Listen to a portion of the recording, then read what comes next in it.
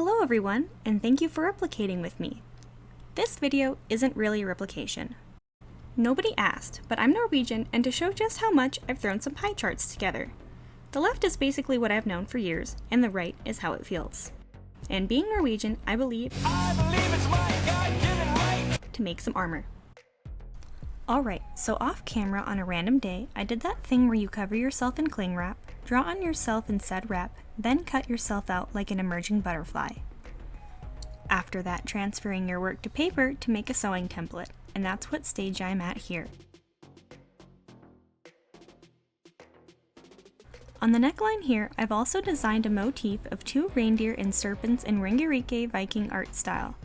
Simply because I am not a follower of ancient Norse gods and don't want it to be interpreted so, I chose deer because I grew up with family that frequently hunted them, but only recently learned when certain female deer produce too much testosterone, they can grow antlers. Hence the term antlered doe. And that's pretty neat. Also, I feel it's a bit basic to put dragon motifs on everything. After creating my pattern, I ordered some more leather and began cutting out the neckline segments. I then dampened the leather to trace over some Sharpie stenciled parchment paper with a stylus tool.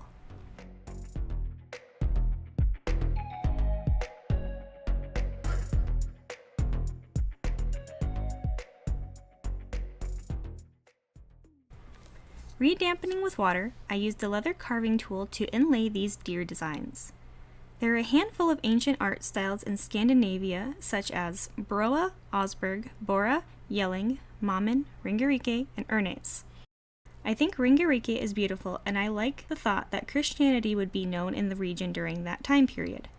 They would have carried cute little cross charms like this one, dated to the 900s in Denmark.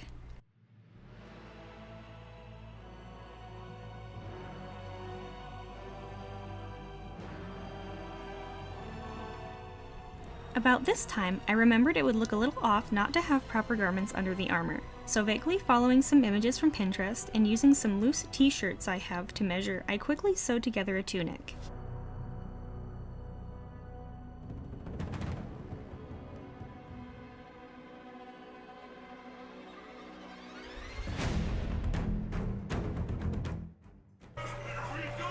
Back to leather tooling, I decided I like the texture of this background stamp in a variety pack I bought off Amazon for my Skyrim clothing. This is just a nice way to bring out the line work in our design. To me, it looks like snow packed in by hundreds of boot prints.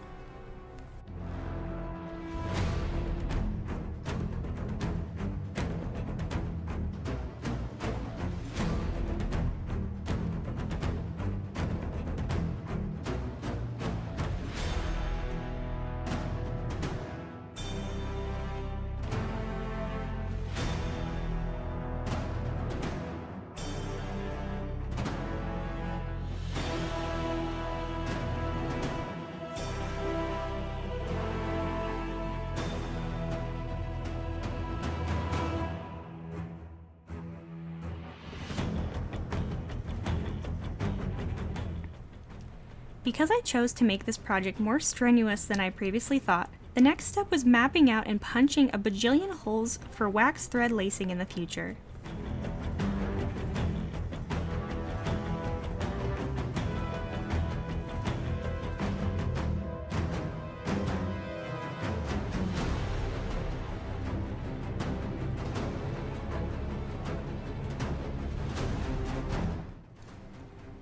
This being my first time wanting leather to have an antiqued appearance, I opted to use my air compressor airbrush setup to do layers of dark brown dye with border of half and half dark brown and black dye.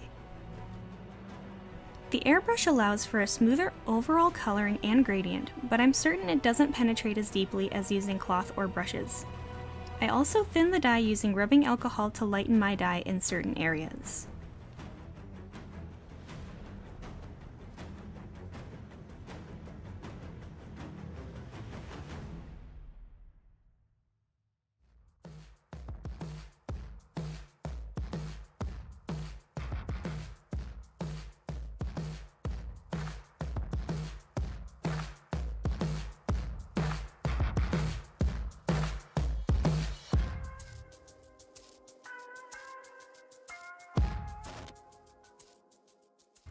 To get into creases cut into the leather, I do use my finest tipped paint brushes. And to darken details my airbrush can't reach, I used a flat square brush to dry brush.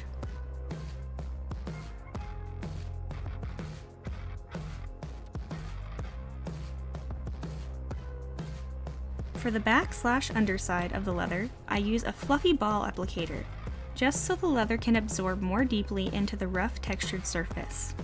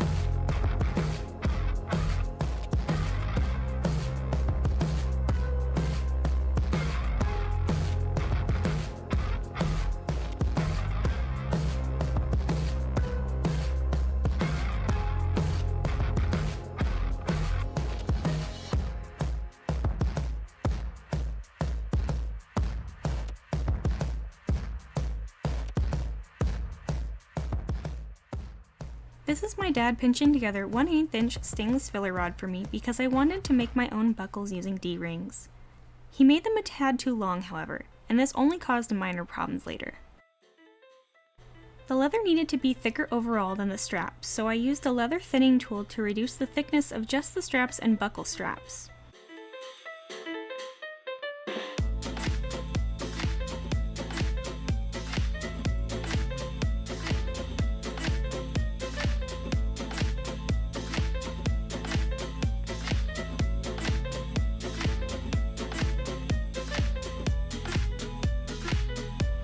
After making my mind up about the pattern for the bracers, I drew up deer fighting serpents and followed the same procedure as I did previously.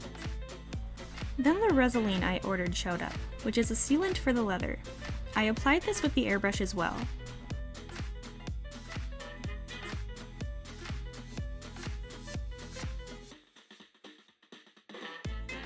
Again off camera, because it takes so long, I decided to do edge detailing as a border of leather lacing and a Mexican round edge braid. In places that stitching ends or lacing stops, as well as parts of the pattern that seams connect, I applied leather glue.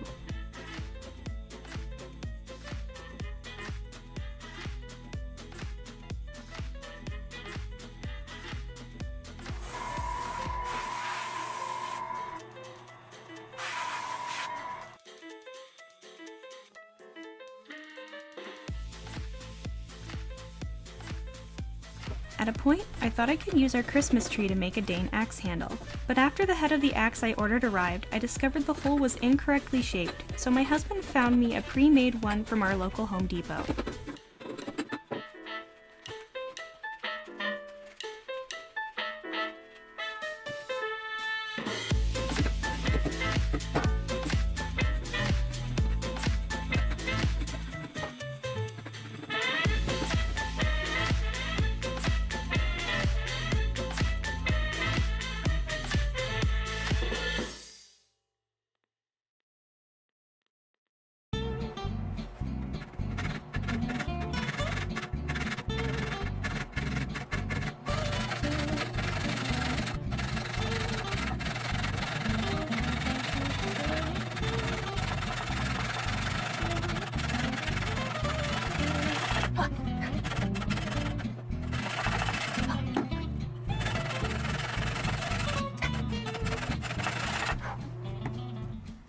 I was waiting for more leather in the mail at this point, so I added herringbone stitching over the seams on my tunic as well as some tablet woven trim from Etsy.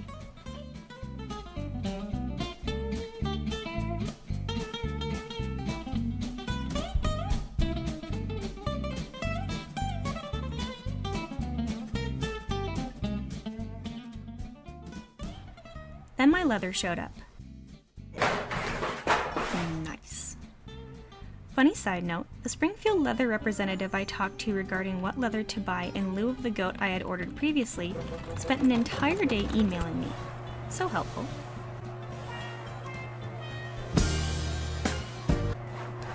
What is wrong with you?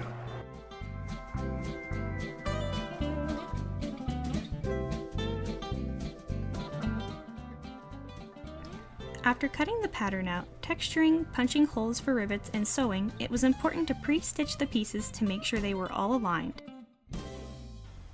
Part of the chest looked better after tweaking, so you will notice part of the cup change by the end of this.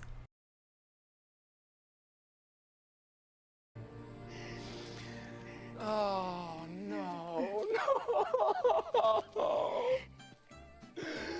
no.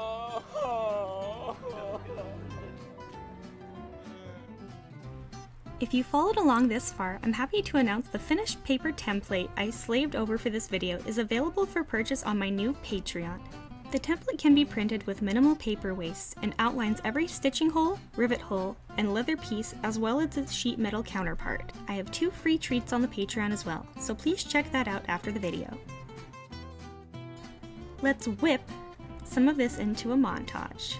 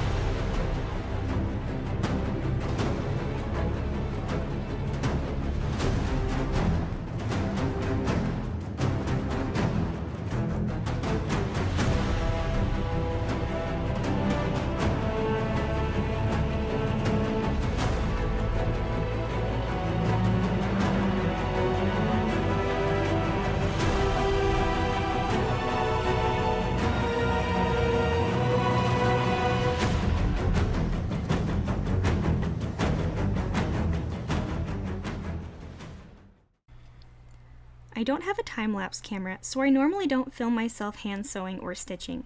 That's time I sit on the couch and listen to YouTube or cartoons in the background.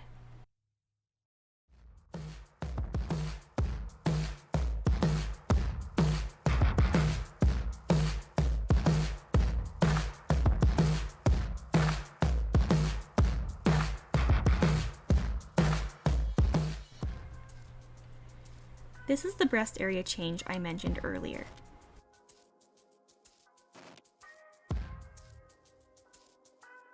Under the armor and outside the tunic, I also ended up quickly making some rabbit fur-lined gambeson. You'll see more in a little bit.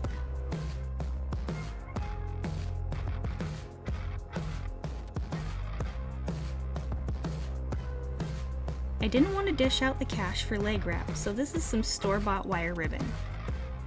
Here, I'm positioning where I want my buckles and straps so I'm able to line up where loops and the holes will sit.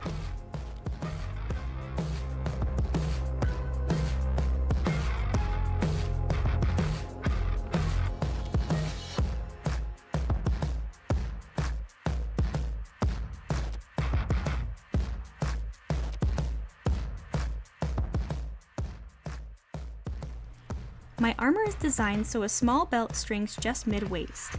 With this, I can attach a wide array of pouches or any different weapon sheaths later on.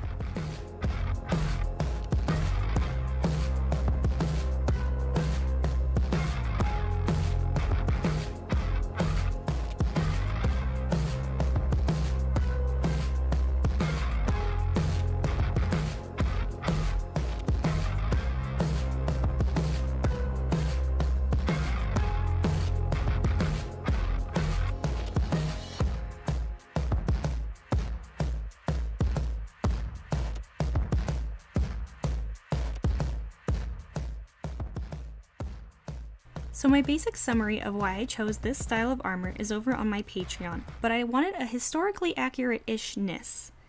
So in a way to mimic my take on a splint or brigandine armor based on images of Valsgarde splinted armor, this is what I came up with. So after all that, I decided that I wanted to make a little more weathering around these. So I'm going to be doing all of this like a polka dot bikini girl.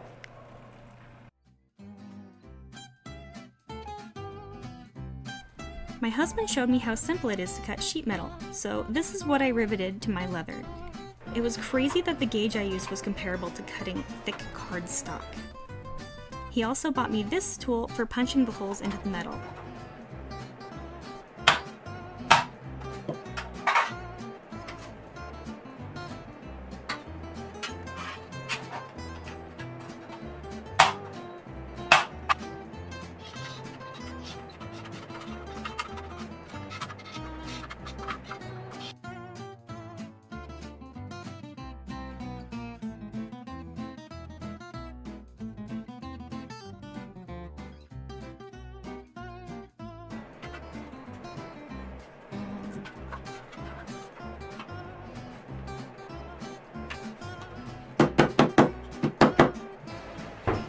Can you hear my husband pooping? Okay. You're pooping. Child. And you're pooping. Pooping. Really?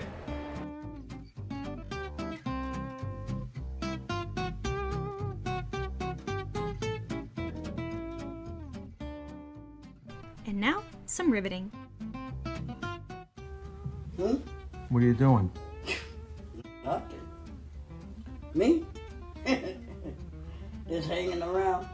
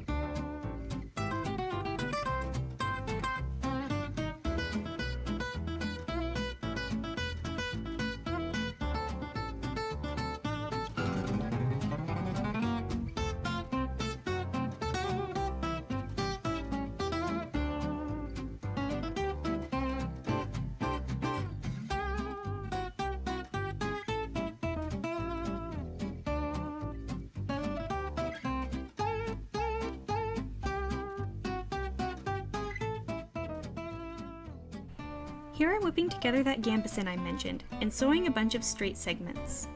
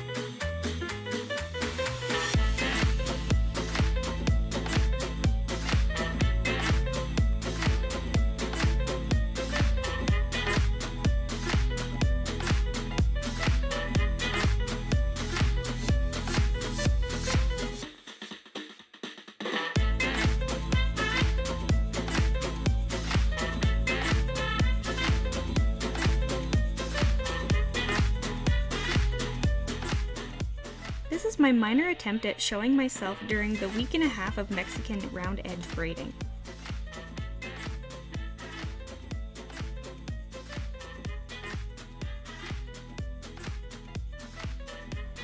Here's a shot of my arm cutting out the axe sheath.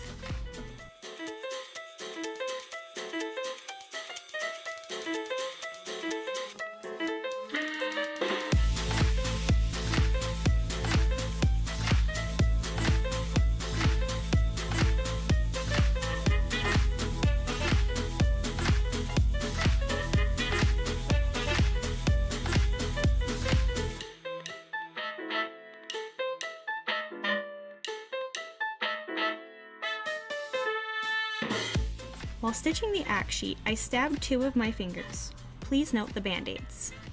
You know how much I sacrificed?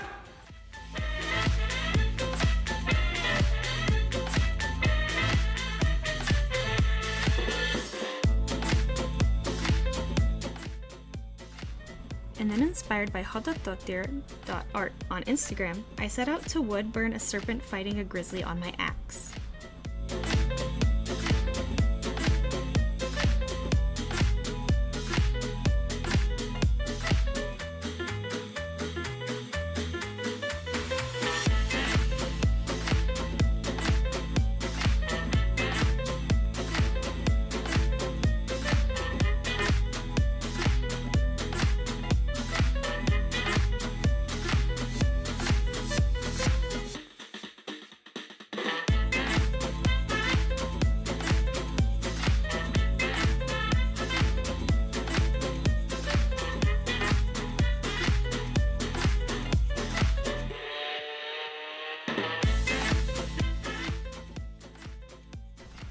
This is me in the final step, adding rivets to the belt loops, but before the reveal, a moment of silence for the needles lost in the making.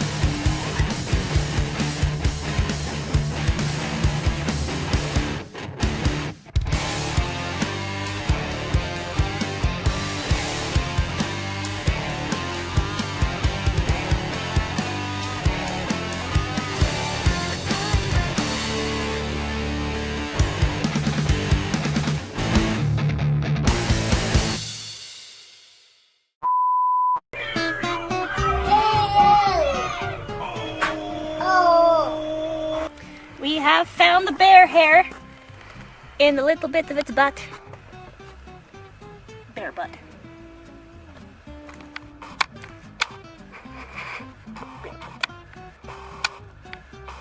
This is an elk print. That's elk.